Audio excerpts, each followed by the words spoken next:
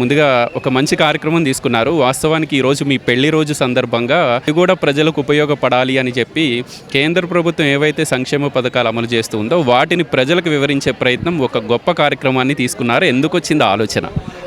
మనము సందర్భం ఏదున్నా కూడా ప్రజా జీవితంలో మనం ఉంటాం. బర్త్డే చేసుకున్నా, పెళ్లి రోజు చేసుకున్నా ప్రజల మధ్యలో ప్రతిరోజు ఉంటాం కాబట్టి వీళ్ళే మన కుటుంబం. డివిజన్లో ఉన్న ప్రజలే నా కుటుంబం. ఏ సందర్భం వచ్చినా కూడా నేను ఈ సందర్భాన్ని నా కుటుంబ సభ్యుల మధ్యలో జరుపుకోవాలన్న ఆలోచన నాకు సహజంగా కలుగుతుంది. ఇన్ని వందల మంది మహిళలు వస్తారని ఎక్స్పెక్ట్ చేశారా? అనుకున్నామన్నా, ఎందుకంటే మళ్ళీ చాలా క్లోజ్గా చూస్తారు వాళ్ళు. హఫీజ్ పేట్ ద్వారా మేము ఏ ప్రోగ్రామ్ చేసినా, బతుకమ్మ చేసినా, ఏది చేసినా కంపల్సరీ వాళ్ళు వస్తారు. అందుకే మేము ముందే ఎక్స్పెక్ట్ చేసి అన్ని ఏర్పాట్లు వాళ్ళకి సరిపోయేటట్టు చేసుకున్నాం.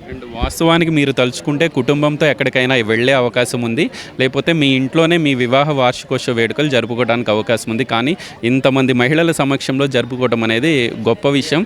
మంచి ఆలోచన చేశారు. మీరిచ్చారా ఐడియా, మహేష్ గారు చెప్పారా?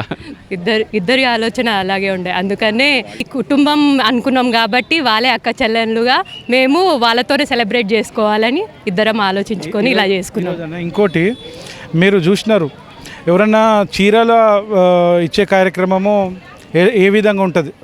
వినూత్నంగా మేము ఈరోజు మా ఆడబిడ్డలను సత్కరించుకోవడం జరిగింది. మేము వాళ్ళందరినీ ఎక్కడ కూర్చుంటే అక్కడే కూర్చోబెట్టి వాళ్ళ దగ్గరికే వెళ్ళి వాళ్ళకు మేము బొట్టు పెట్టి మా ఇంటి ఆడబిడ్డ లెక్క వాళ్ళకి మేము గౌరవంగా సత్కరించుకొని మేము ఈరోజు ఇంటలెక్చువల్కి సన్మానమే కానీ సమాజంలో చేస్తున్న వ్యక్తులకు, మంచి వ్యక్తులకు సన్మానించాలన్న ఉద్దేశంతో ఆ విధంగా ఆపదలో ఉన్న వారికి మేము సాయం చేయాలని ఈరోజు ఆర్థిక సాయం కూడా మా పెళ్లి రోజు సందర్భంగా ఒక ఇబ్బందిగా ఉన్న కుటుంబానికి కూడా ఆర్థిక సాయం చేయడం జరిగింది.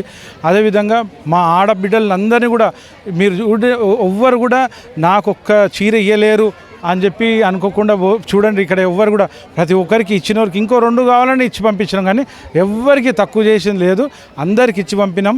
అంటే మా ఆడబిడ్డల లెక్క మేము భావిస్తాము. ఆ విధంగా మేము అందరం ముందుకు పోతా ఉన్నాం.